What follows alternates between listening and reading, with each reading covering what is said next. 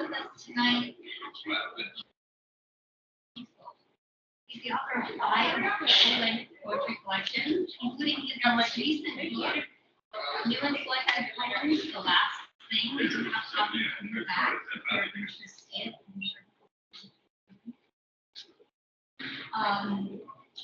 This is a particularly exciting poetry collection because it is also the winner of the William Carlos Million Book Award for the Poetry Society of America. So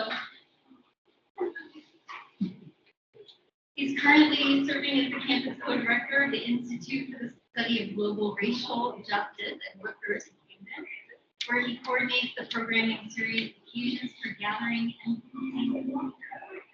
of 5-year public art projects, collecting interviews about water conservation. He's also professor of English. He teaches poetry, innovation, collaboration, and community arts. He's taught in many prestigious institutions. He has brought creative writing to colleges, high schools, and even prison populations.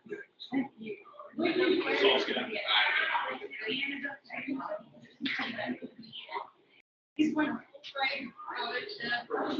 He is internationally renowned and co-founding author of Some Call It Ballin, literary what I think a lot of you will be particularly interested in is that Patrick is a self-taught musician. He's also a composer, and he grew up in a family of self-taught musicians. And currently, he is the lead singer of short art songs and his vocal share. Also, a wonderful performative poet. He works in many forms of music and instruments as well as writing. So please join me in welcoming Patrick.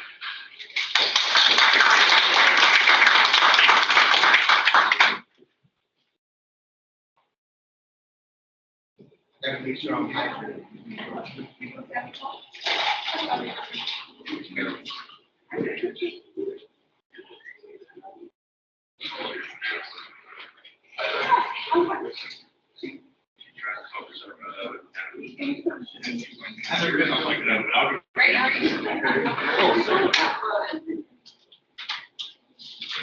Here's what I would do. You want to read some poems about music.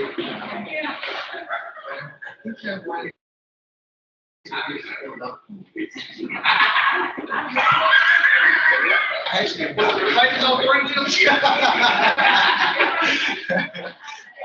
miss it. I miss my cats. I don't have poems. And I hope my wife doesn't mind.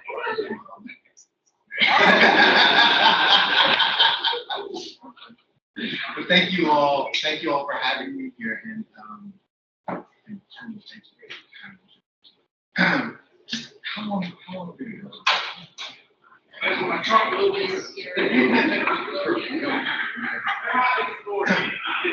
True story. Well, the title tells you the context. You folks in the back here?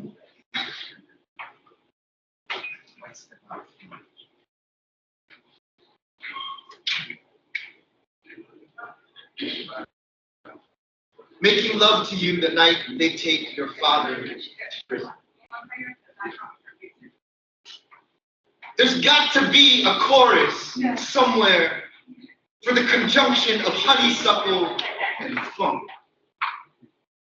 A verse for the turn of your hips and the slingback steel bar anthem banged out breathless over your father's small time underhand hustle. A tune that begins in the skin's hi-hat quiver, begins with the lick of the fist of the thrum of the summer gust, doubled in the brief sweet foam coat from your mouth and mine beat, run, slow, two bodies become one small song, scarcely loud enough to budge God and any three of his bloody saints. Baby, we are our own. Why? We improvise The gorgeous toil, stillness, and motion against each other. Make bone on blunt bone, gleefully barbaric, call it blessed.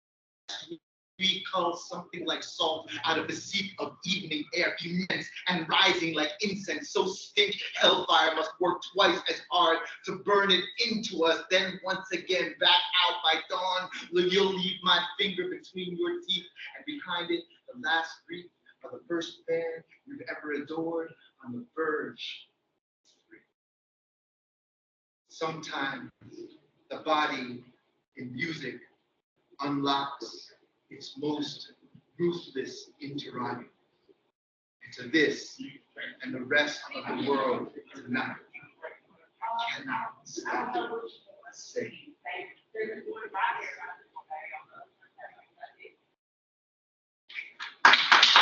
you. So she broke up with me. It's gonna be a theme.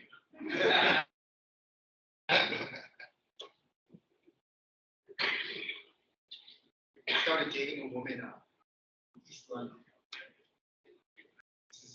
This is before like really internet. There was no Tinder. It's like this is even before friends. Before MySpace. It's like ancient. But we met online and started talking on the phone. Also when like phone bills were like expensive. And we fell in love across the internet. And I went to go visit her for the first time. She lived in Essex. She was like a copy full of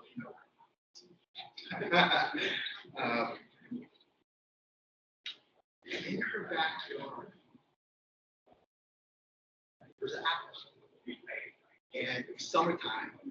And it's really hot. It was so hot. People were dying. Air conditioning. It's kind of summer. She goes in the backyard. She cuts a couple of apples from the tree. She brings them inside her kitchen. She slices them up. She puts them in a bowl. She sprinkles salt.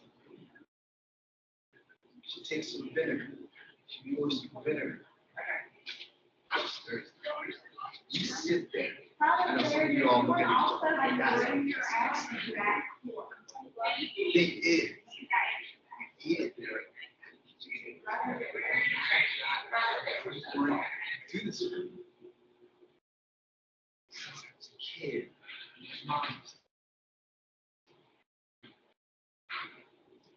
the woman you love cuts apples and stirs them in sea salt and vinegar. She takes a drag from her silk cut, eases again through the fruit's flesh, the blade stopping short of her thumb. You are both sweating at the shoulder, East Ham's hottest summer, and you realize these are not the times to come to poetry. You have everything. Your father's bone-hard stare can't reach across the Atlantic, so you save yourself for another day because there is this woman slicing apples, stirring them in vinegar, reminding you of an afternoon 25 years ago when you knelt with your brothers at your mother's feet to pluck apple slices from a small basin. Have a seat.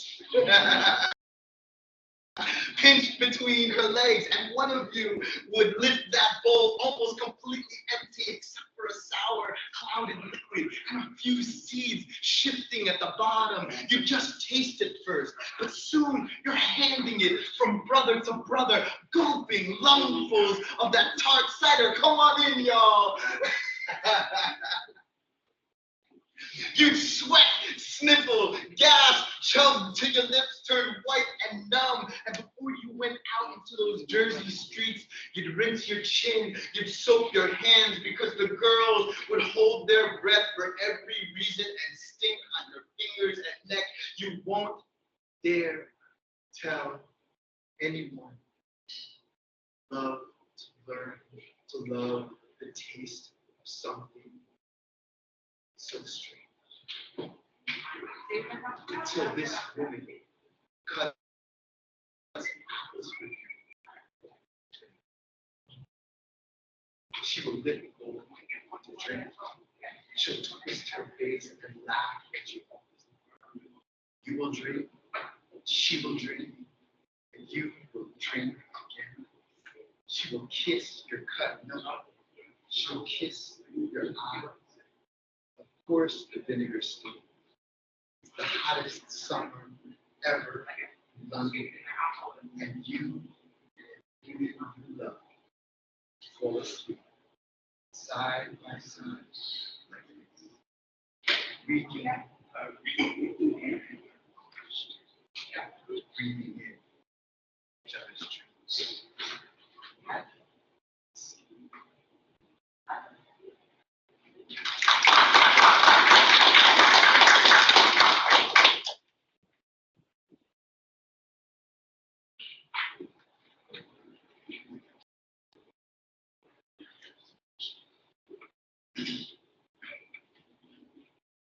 So she broke up with me. I'm married. Now, I was you can play piano. Just one. I know something wrong.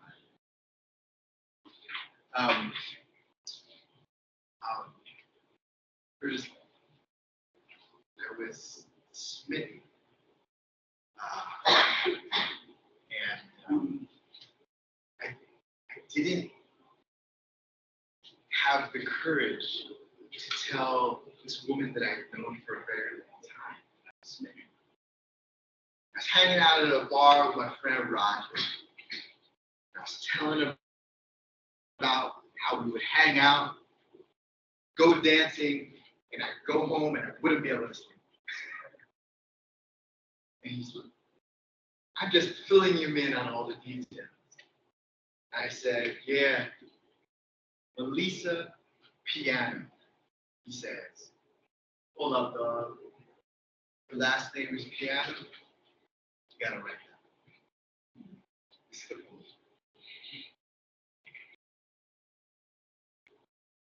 The tradition of piano, from Melissa Piano. I've sat at spinets, toys, consoles, and uprights, banged through ballads, blues, and pop on a Bosendorfer, even jammed drunk in A minor on a concert grand with Max Roach comping behind me. That's actually true. You know, some pianos are beautiful by themselves in the corner of a room with big light and a chandelier above. But the sight of such an instrument is meant to draw you in. Its very silence an invitation. Its strings bare, did you know this? 20 tons of force to keep them taut, so that just one meager human body bent to the keys can shake a whole goddamn concert hall with, I'll say it, love. The swelled tonnage of air becoming brisk, electric, old beat-up players too, with their stinky scrolls and sticky ivories yellowed. They don't turn me back. I like to touch them, to hear their honky-tonk shrill, like a voice famished into nothing but a thirst for a shot of rum. And I don't mean one must suffer in order to make great art. Only that we all, at one time or another, suffer terribly anyway. So we have music. My sweet girl. I wanted to write a poem about you. And all I could think of was your name. All the stories asleep inside it. The way a piano holds so many notes, and each note itself a choir, silent until the choirs touch. And my God, how whole crowds move when they move. I've seen it, grand ballrooms bounding and body rock basements crowded with couples sweating muzzle to muzzle to some playful song my feels swing. It happens. Remember the night the Chelsea docks swing beneath us dancing, and you clapped so hard and so long you broke your watch and woke with both wrists bruised. We laughed at that. This is what music can do. Can let all the love out of us fearlessly, and we can boogie down or kiss. I mean, how many behemoths of loneliness have been tamed with how little music? You don't know this, but at the Blue Note, the night Amel LaRue's daughter, Sky, climbed onto that 8-foot Steinway and seemed to call up from that box full of hammers every flawed song, every reckoned sum of jubilance, rage, and rapture. This child, this mother and slender child, rejoicing, a whole bloodline's voice in toil, rejoicing, me, you. The night was the 100th, I imagined you along your shoulder, and 101st I said nothing. Think, Melissa, of all the secrets between us, and think of all the clandestine joys in the wood of one piano. Consider the men who chop its spruce and maple down. Think of whom those men must sometimes fail to love with all their might when they go home battered and tired. Think of the truckers who haul the wood for miles by rig to those quirky piano makers who conjure math and the devils of pig iron to engineer some beast-scaled hunk, some apparatus that played with both precision and weight, falls only infinitesimally short of wholly. And think of all the unsaid bliss inside of you and me, stored up so many generations before us, centuries of strange folk with our same hands cuddling in the dark, hiding from each other's promises of adoration. Go on, close your eyes to me, but trust. Art Tatum sought out pianos mostly out of tune, or whose keys didn't all work to test what good sound she could coax from their partial ruin. What does it mean that Lenny Tristano, son of Italian immigrants, invented a style whose chords are lush harmonic clusters that risks moving in close parallel motion up and down the keyboard? Who called that style locked hands? So Shearing stole it, and Milt Buckner and Oscar Peterson perfected it. I've known you these few years, but it seems I've been listening to the history of pianos my whole life. Bobby Timmons, Phineas Newborn Jr., Thelonious Monk, these are my heroes. And I know Miles, for example, talked shit about McCoy, but the summer of 1988, on the bedroom floor, I rigged a turntable straight with no preamp and knelt to the speaker with my favorite things playing over and over. And I'd pop up to run between that hot, cramped wreck of a space and the brown Baldwin in the living room until I finally doubled over on the stairs and surrendered. I would never play like that. A piano can make a part-time petty thug weep. What will it do to a full-grown man with no better sense than to profess his affections to a woman who reminds him of all the gorgeous music that has filled him up with? All I know is there's a machine in the world upon which I've placed my fingers countless times, a contraption whose bulk is like God's one good fist, which sometimes opens to reveal 4 centuries worth of solitude.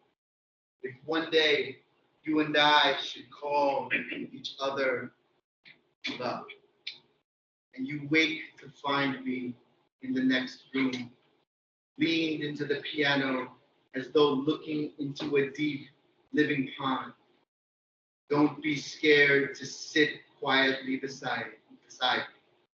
I'm just listening, as now, for the countless instances of touch, lost in all the years.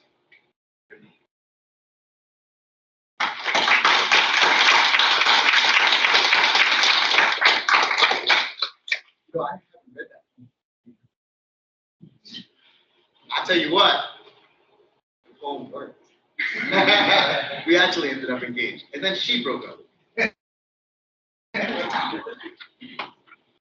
Somebody showed me sympathy.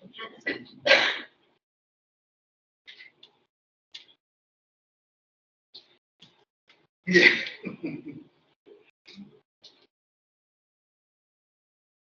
I was so brokenhearted that I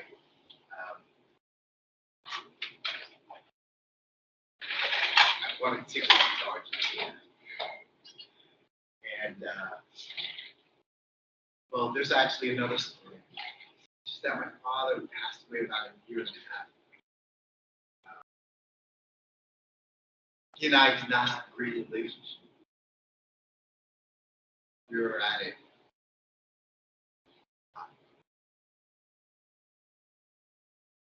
And this Monday, they his ashes.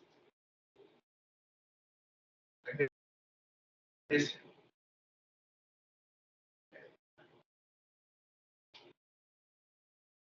I feel lucky to have listened to his life. I feel lucky to have found patience in my own heart to listen to his life.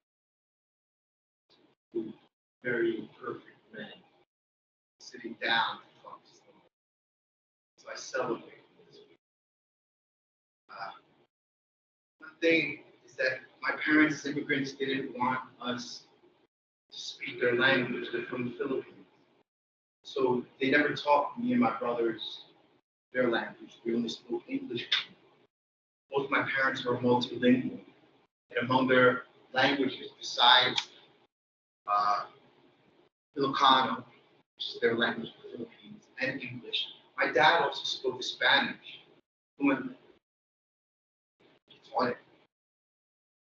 Over time, because I grew up in the neighborhood that I grew up in New Jersey, I also speak Spanish. It's actually my second language. I did eventually learn my parents' language later in life.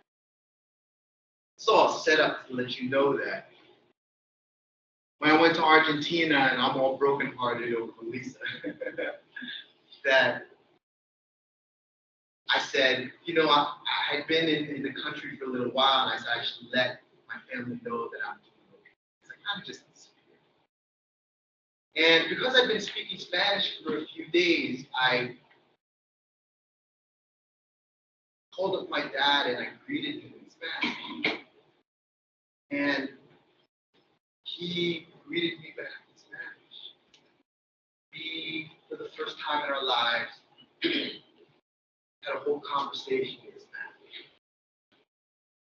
And this poem comes out of that conversation. And there's a couple of things about that conversation in Spanish. One is that Spanish is the language of the conquerors, language that subjugated my father's grandfather. The second thing is that when I hung up the phone, I had a rush of tingles because I realized my father had this whole conversation and we were mad at each other. Matter of fact, Spanish was a language that had never been written. This poem is called As Glass. It's dedicated to my dad. That whole scene is so true.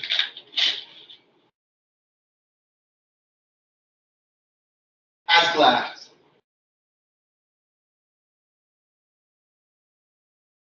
When these sons of Buenos Aires holler in chorus from a monk-blessed soccer field across the street, they are calling to me in the formal idioms their fathers used to ignore the ubiquitous feral dogs and the beggars of Recoleta.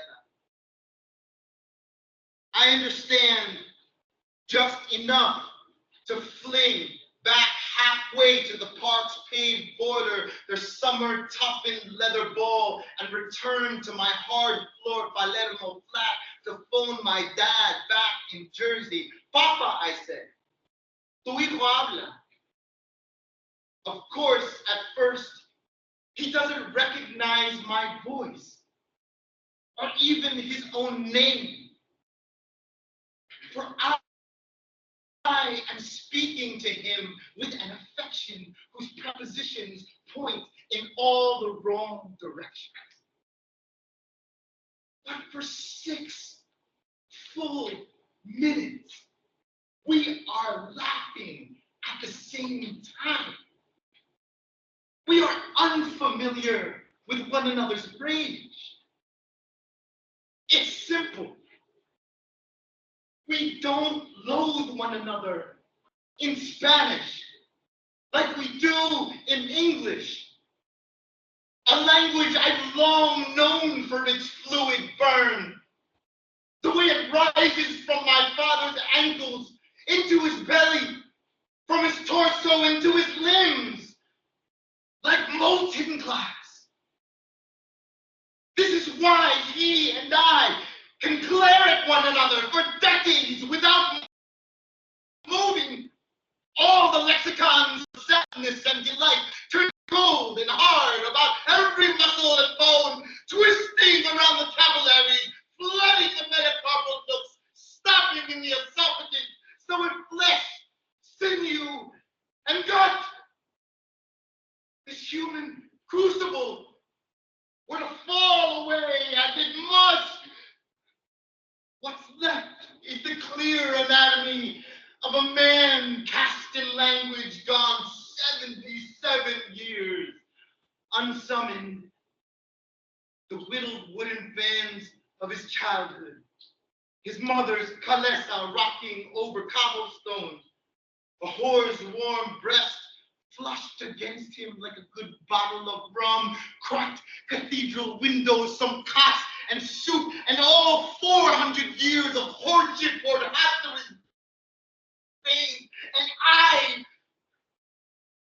I'm there too,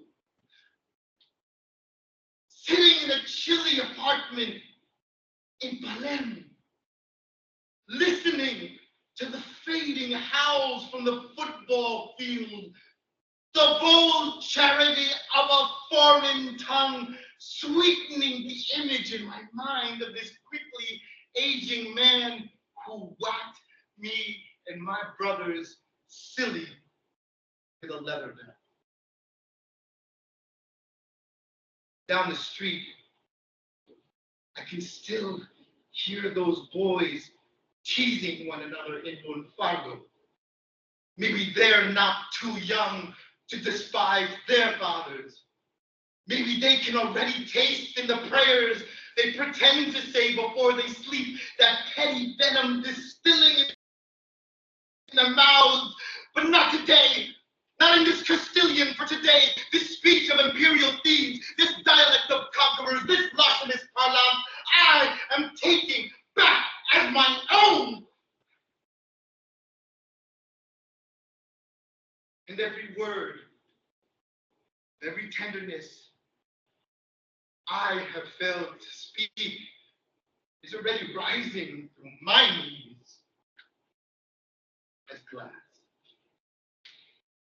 It is ancient. It is pure.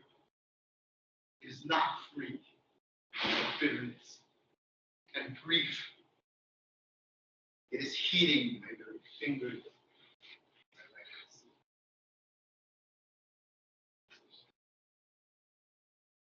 I want to learn to love more fluid, even if it means in English. Shadow.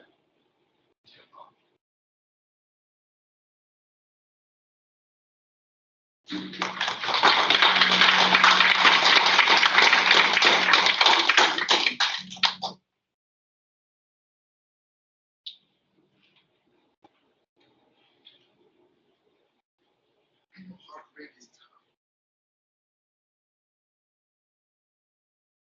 I know it. You open the door, you get your face up. And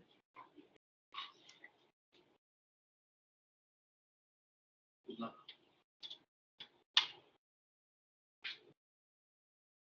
I mean, that guitarist of the guitar. Like, musical instruments are magic. Play guitar, God, since I was 8 years old. My dad's brother, worked at a chemical in Illinois Street, died of cancer. He used to take home these plastic, Clorox bottles and detergent bottles, that plant down the street.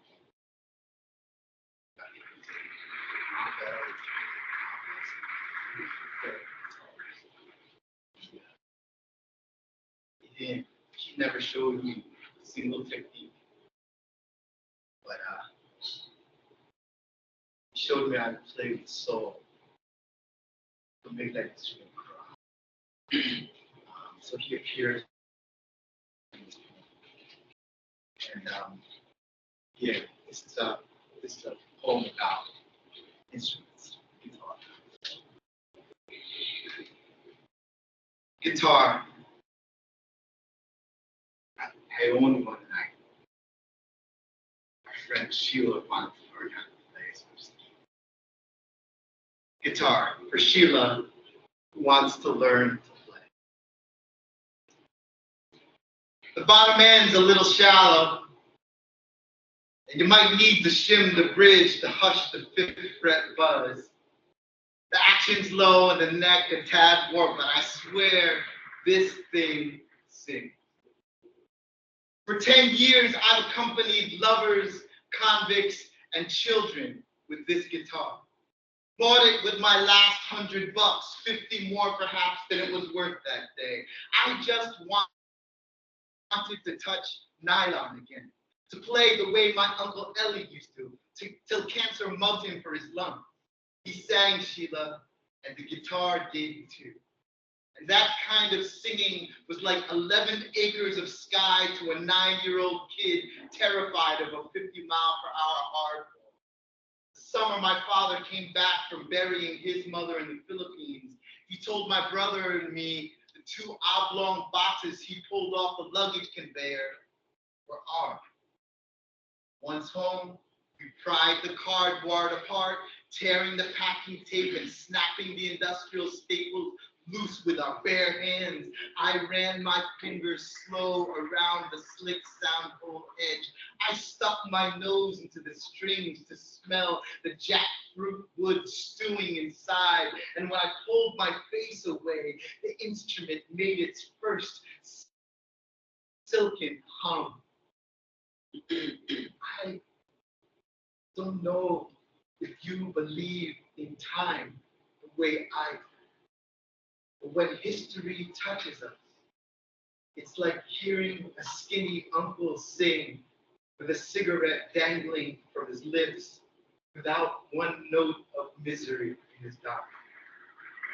And the guitar he's holding is yours. You might not understand the words sailing past you, but one day, years later, on a drive back to Rockland maybe, where an old woman scolded you as a child or kissed the small bones of your shoulders, you might find yourself singing out of nowhere a tune. I mean to say, never thank my father for that first song. He smashed it in the tantrum against my heel. Didn't own another until this one.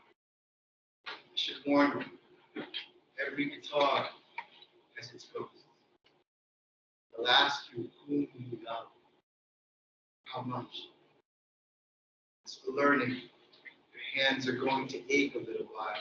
But one day, the chords come easy. The guitar will whisper to you some old secret. Whisper back. The most beautiful intervals are ancient, imperfect. They will teach you to love something so deep. You will want nothing better to give it.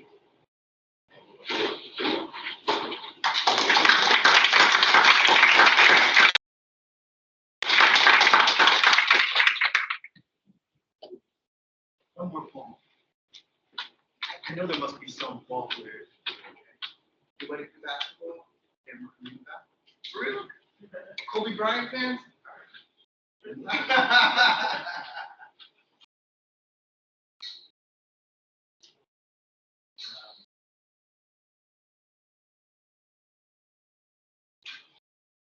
I'm gonna close with that. So maybe I'll close it out by sort of mending the two themes of the night, which is getting left by partners and music.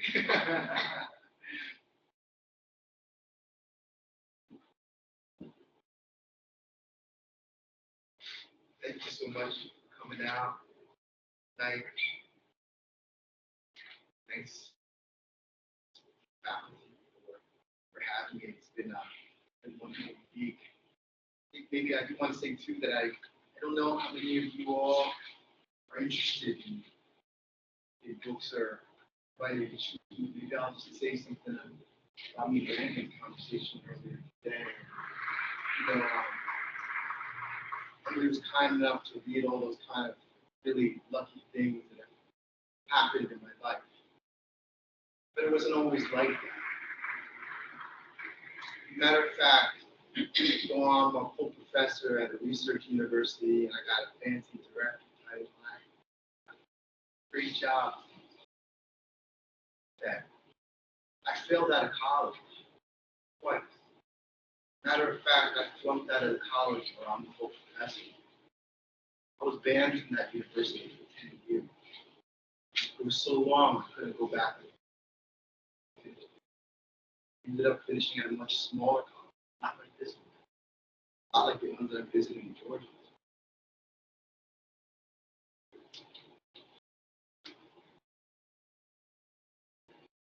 I had a hard time. I thought that school was about me being able to learn how to guess.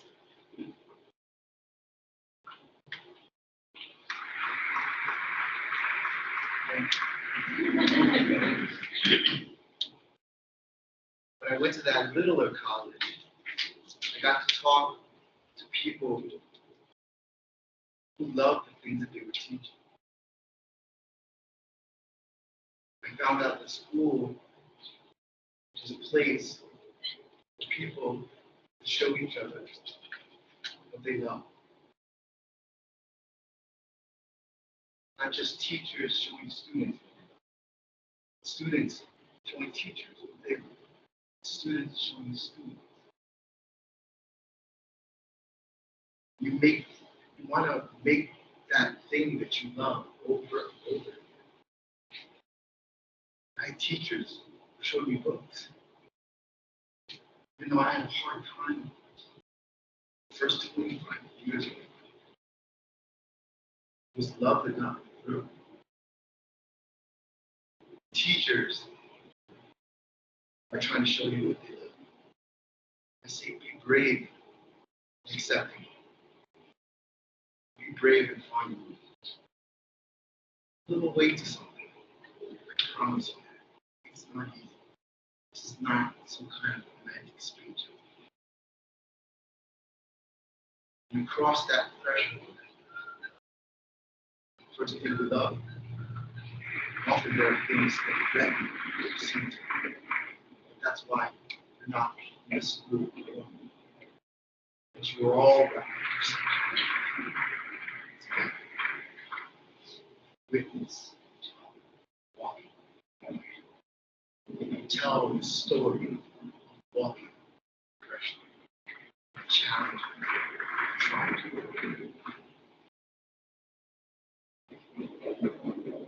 I feel very, very, very not just for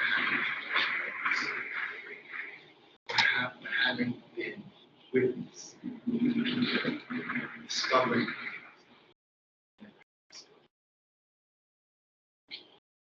I hope that you accept that blessing. I certainly accept it.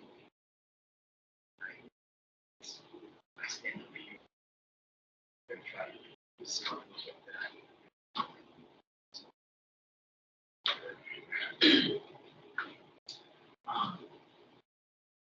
forgot what poem was. So,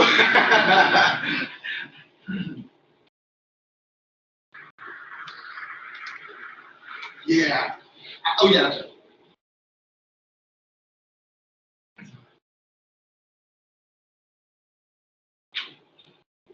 So, are there any Bill Withers fans?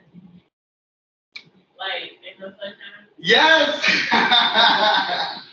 Grandma singing. That's right. Uh, sorry.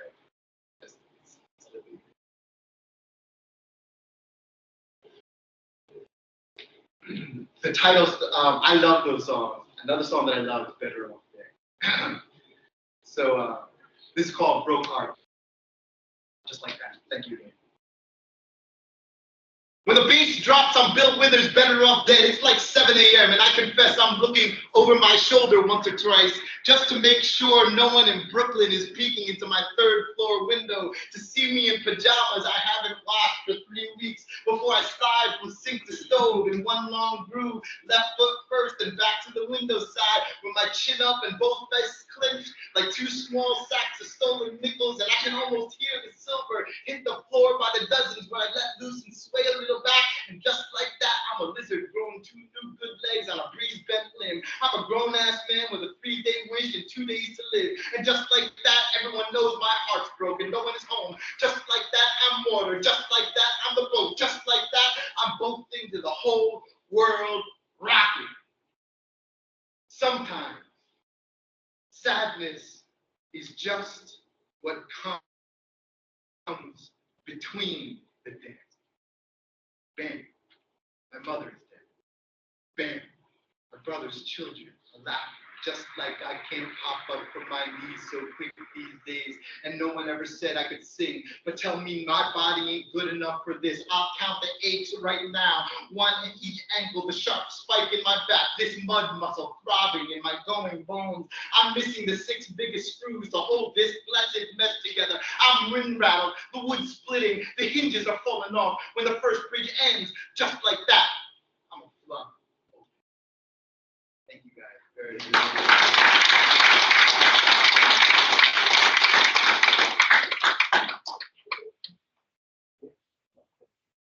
So much, Patrick, and thank you all. We have a few questions. We do have a little time. If you'd like to ask Patrick anything about poems,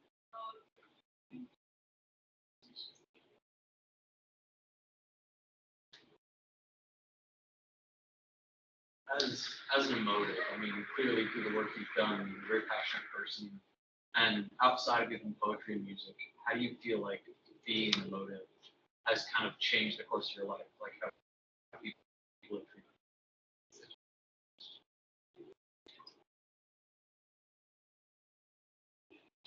Feeling, yeah, probably the complexity of feeling.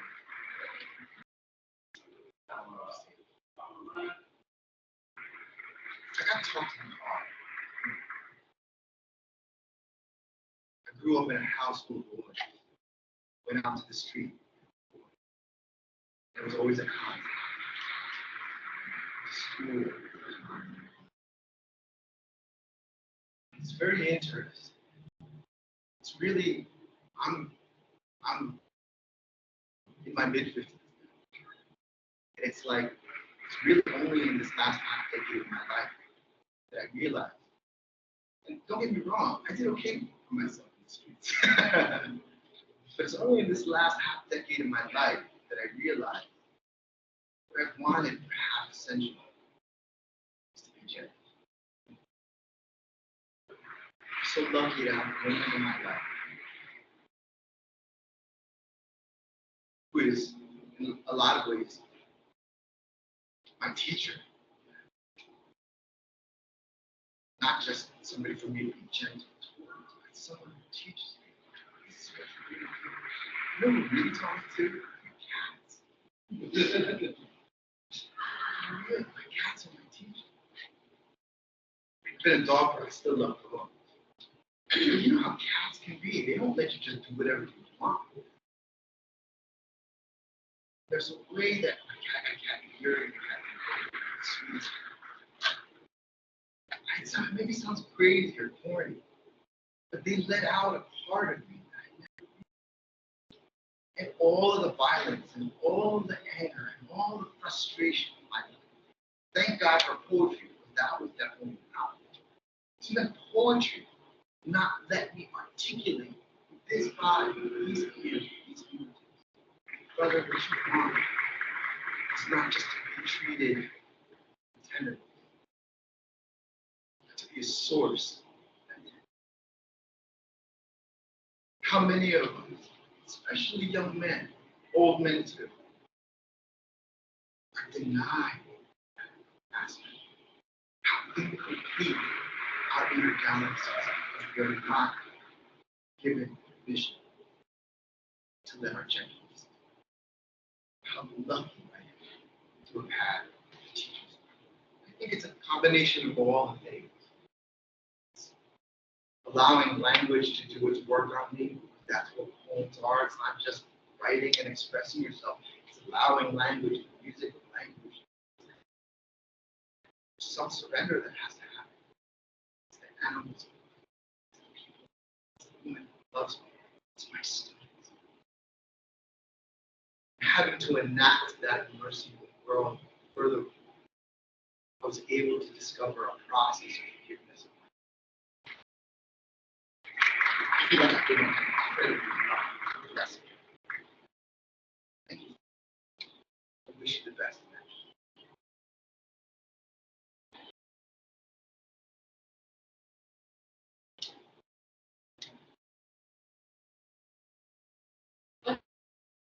It's like some of the different types of music that you listen to. Ooh. And I thought we like had you to have mention- eclectic taste.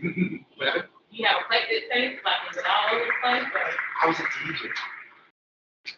And I DJ for everything. Like, I go into like different crowds and they can't believe how much I know about it.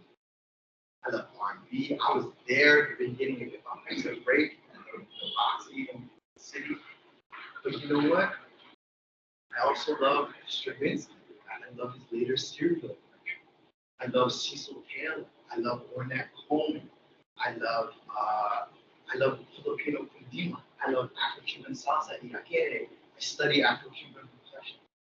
And there's a way that my own poetics really is about a kind of fusion, a kind of mending, a kind of finding of the edges where all these sort of disparate worlds can come together sonically. So I love so many different kinds of music. Matter of fact, when I was DJing in the 1980s, people thought I was crazy for trying to mix like Led Zeppelin with Bach, with African rock.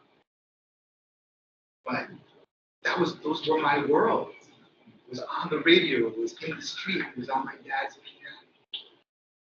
There's a way that also feels like a kind of healing.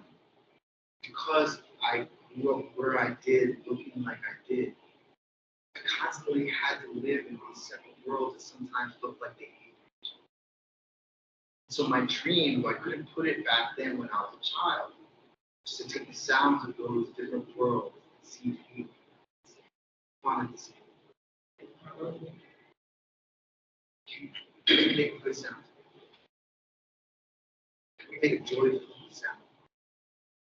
I actually thought that I hated country music. But when I started listening to old school country music, like there was this song called A Boy Named Sue. And when I started listening to the old school country music, I was like, okay, well, I was like, well, it's not that. Yeah. One of my friends eventually became a he's passed away now, but he was also my teacher. I never took a real class with him. He's a man named Chris White. He was the bassist for Dizzy Gillespie early in his career. He also had a great jazz. He's actually the one who introduced me to Max Roby. But I would go to his office because I was kind of an arrogant kid. I was like, let's jam, Chris. And I was not nearly good enough. Chris White. And I had all these ideas about like, I was like, that's classical music. This is major jazz. said, "Oh, you." It took me at least a decade to really understand those divisions. You need to have a drink now. Yes, sir, that's sweet tea. It certainly doesn't help. I'm with you. I'm still on that journey. You know? Matter of fact, when I hear something, I'm like, I stay. Listen to it a few more times. I just leave it open. You do the same thing? Yeah, I try to listen to stuff over and over until it kind of grows. There's even a festival now called the Big Ears.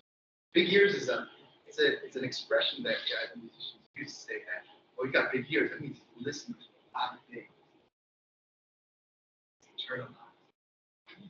You know, sound is one of our five physical senses in which we are literally and quote, your ear, cilia, that literally vibrate the vibrations in the air. That movement in our body literally moves us.